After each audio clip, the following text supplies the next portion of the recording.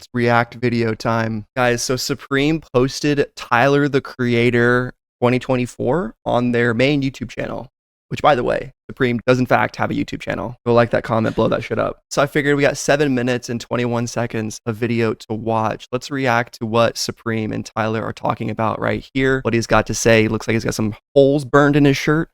And let's just get right into it. Who's the main camera?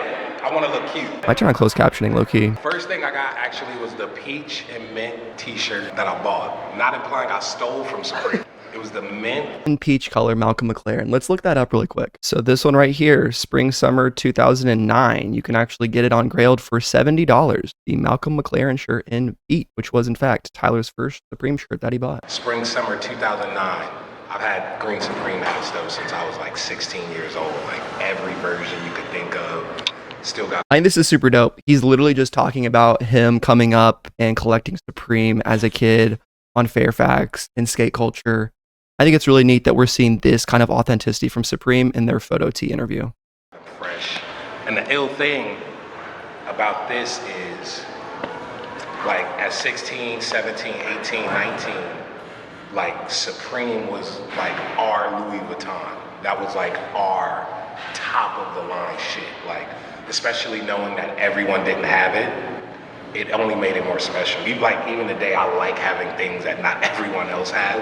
And at that time, going to school and having that one piece, having that Bad Brains hoodie, having that one rugby, knowing no one else at this school, or even in the school district probably has it, only made it more special. So, right. That is really cool, right? We do like the exclusivity of Supreme. The big reason why we go for items that we think are going to sell out. We want to be some of the only ones to have it, and it's not even about resale at the beginning. It really isn't, guys. Like, as much as we say it is today, convince ourselves that it is, for me, it's always been about getting the exclusive stuff for the person.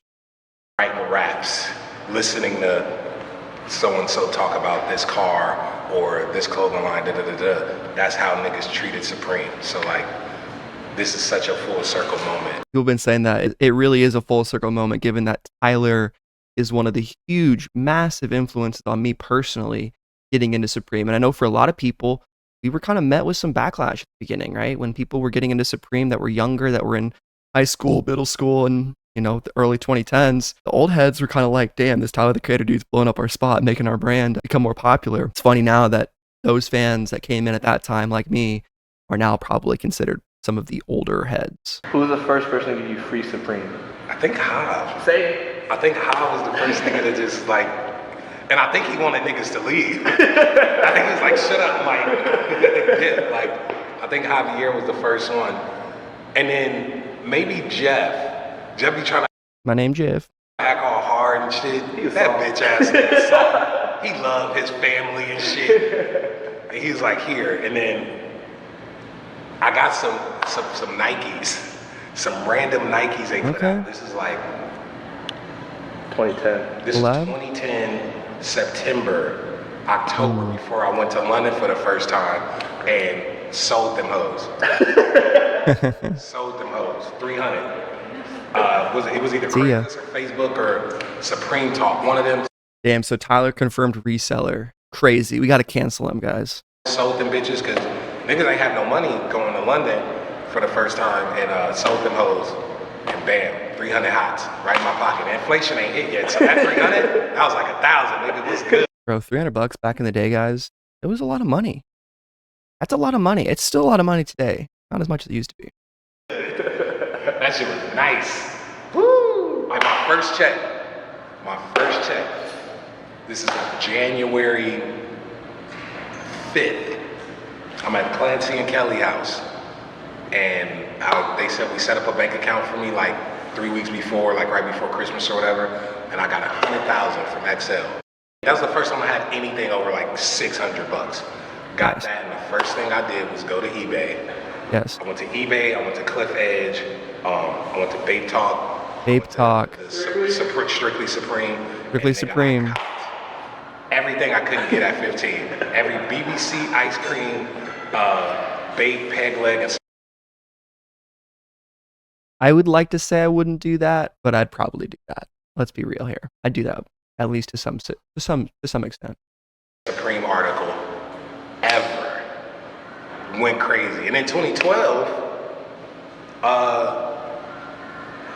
James and Angelo and them made me a custom hot pink with the red box logo, 2 of them, fucking box logo hoodie that no one had. Nigga, That's pretty cool, man.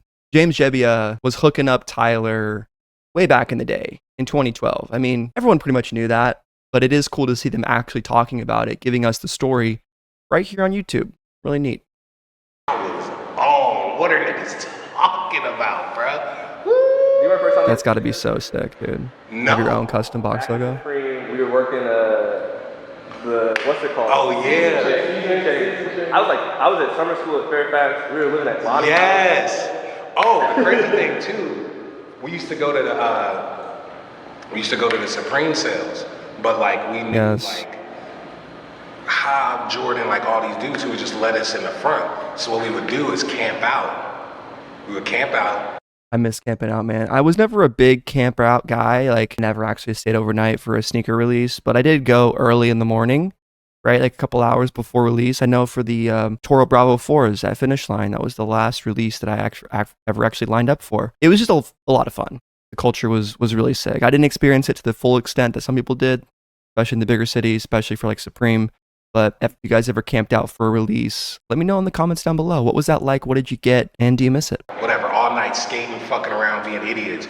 And then my niggas open at 10, around 9:50. I'm like, hey, I'll sell my spot. And these rich ass niggas, whatever, I'll sell my spot for $250. Niggas give me $250, and I will move, you have my spot. And we'll stand there when they open up. I'm like, That's so funny, dude. So like, it's hilarious because I feel like some people have the impression that Supreme doesn't know this stuff's going on or doesn't fuck with it or is distant from the culture of selling your spot, getting your spot. Like, no, they obviously know all that stuff happens. Yeah, they don't directly acknowledge it, but right here, Tyler is being extremely transparent with the stuff he's doing, selling his spot. And I think that's kind of cool because these are things that I feel like we only talk about on the community side of things, right? Like how we interact with the brand from the customer's perspective, and Tyler being such a big artist talking about doing the same things that people like you and people like me do. That's pretty neat to see on Supreme's YouTube channel. Very full circle indeed. and off principle, I went in there and didn't even ask like for. How many people were just standing there? What the hell is this production team? Who are all these dudes and ladies? And I mean, it looks like mostly dudes, but what's going on here? And I don't know. off principle, I went in there and didn't even ask like for nothing free. I would actually just pay the shit. And I remember it was a hoodie I wanted and they had it in my size. It was a parental advisory hoodie. Green. Parental advisory hoodie. I don't remember that piece. Oh yeah. Spring, summer 2007. Look at this guy. Parental advisory. Explicit content. Yeah, one day, guys, we'll continue to collect grails on the channel. Try to get some older stuff. There's some amazing pieces that are just out there waiting, just chilling. Black and white, what's the name? Woo. And that nigga Haji, bro, I still have it. And I wanted the Public Enemy. They came out with these like puffer starter jackets. They came in red, black, and yellow. And I wanted the red or the yellow one, and they didn't have it, and Haji found it randomly in London on our first trip there. Public Enemy puffer. He might be talking about the Undercover collab. I don't know. I tried to buy it off of him, and that nigga said, fuck! There's still some pieces I want that I can't find. I ain't even gonna say it on cameras, because niggas be watching. Yeah, true. Yeah, it's good history. We used to like high school, like me, Rob Johnson, like we always make sure we had a fresh sticker on our board. Oh. And would like kind of be, we would discriminate over niggas who didn't have it. But if certain niggas had a Supreme sticker on their board and we didn't fuck with them, we would try to rip it off. It would always come to it had to be in a certain spot always. Yeah, no, it was crazy. Above the bottom. It had to be above. The mom drip too. Yes. No, it had to be, bro. Like shit like that. Bro, we literally. The dude who's asking questions has terrible audio, which I think is pretty funny. This shit was niggas live, like. I mean, that's how I learned audio, was just doing that shit. Bro, it was crazy. And the ill thing about it, like. The bed first. Yeah. Like Tyler would be so chill to talk Supreme about. Like if I ever saw Tyler the Creator in public, I'd absolutely be talking Supreme with them 100%. And cars. Dude has some awesome cars. And like it was sick because like at that time, like I started going to LeBron Fairfax stuff around 15-ish. So like if you were into that stuff, if you was in public and you saw someone like with Supreme or any of these things, you knew that they were genuinely into something. 100%. And that's maybe a little bit lost today, especially with sneakers, man. Like I see people wearing Travis Scott shoes that you have no idea if they're legit or not. I think Supreme is still in that category where if you see someone wearing Supreme in public, they're probably pretty into it. But at the same time, I definitely see people that are wearing Supreme that I'm like, is that person just wearing that because they know people think it's cool? Or are they like ahead? Have they been into it? Do they collect it? And sometimes their outfits maybe don't match the one piece. Not saying that your outfit has to be all Supreme all the way, but you kind of know what I'm saying. Is this person styled like someone who's been into Supreme for a few years? Or are they just randomly wearing a Supreme hat? You know, not that there's anything wrong with just wearing a random Supreme hat. So building that community of just folks who really shared the same interests was so genuine. And it's not like now where like you see someone with something, you could look in the comments, see what it is, buy it, and not really give forth the effort to learn about it. Or that's also really true. It was very difficult to track down older pieces, and the forum community was much more active than it is today. And in a way that still runs true for older pieces, you have to research, but for new stuff, man, StockX, eBay, it's brainless, it's mindless. You just get it and it's done. Really give a fuck. So we lived in a time where like the folks around had genuine connections with like something outside of themselves. And I'm sure this was like way more prevalent in the city. Yeah. It was real. It was fucking boomer moment. And that's the thing, like I really wish that there was a store near me, and one day we'll definitely have to go to an in-store release, maybe even this year in California. But I think that there's something about that in-person experience that just not the same as lining up virtually or loading the website up virtually. It's still fun in a way, but there's got to be some real genuine love when you can connect with people in real life like that. And the ill thing is, like, we didn't even care. We did not care what niggas was on in like New York.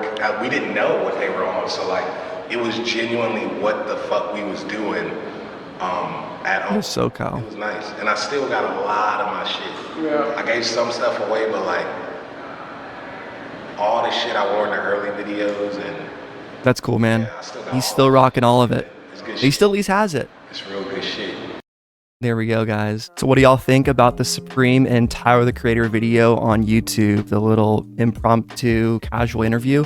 I thought it was pretty cool hearing Tyler talk about all his history with Supreme, buying it in store, when he got some money, going back and tracking down those old pieces, and just talking about living the life of a Supreme connoisseur, having that passion for the products that we do today in 2024, and seeing Supreme give Tyler this shot, giving him a photo tee that we'll have pictures of very, very soon, releasing week 1 of fall winter 2024 is just amazing. And I really couldn't think of one other person that deserves a Supreme t-shirt more. All right, guys, and your boy Thomas, I'll check you out in the next one. Stay tuned for all forthcoming news on Supreme fall winter 24. We're going to be doing hella videos next week. Let's get to 3K subs. Catch you guys in the next one. Peace.